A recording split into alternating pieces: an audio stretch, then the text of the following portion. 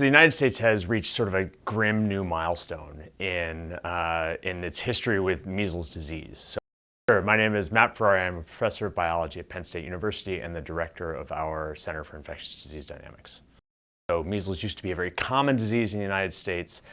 It was eliminated in the United States in 2000. That was a fantastic milestone. That meant the interruption of continuous transmission in the United States. Unfortunately, cases have been increasing since then.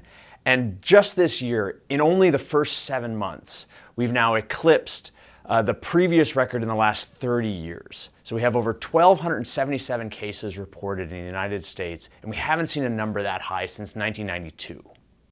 There's really only one cause of an increase in measles cases, and that's an erosion of measles vaccination. Measles vaccination is the tool, the only tool really we have to combat measles. Measles as a disease can be treated, but it can't be cured. So once you're infected with measles, your body has to run its course, and unfortunately that can be a very severe course for many people.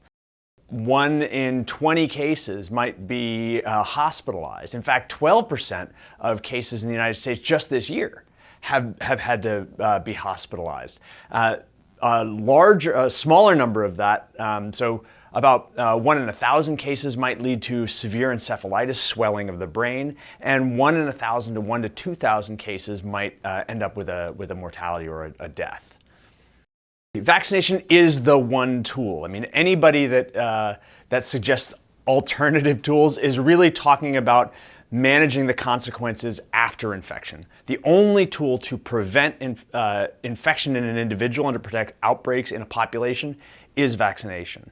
The measles vaccination is enormously safe and effective. It's been around for decades now.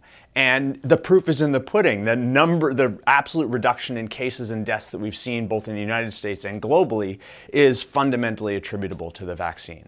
And the way vaccination works in the United States is that we target young children because we particularly want to avoid disease in those youngest kids who are most susceptible to severe complications.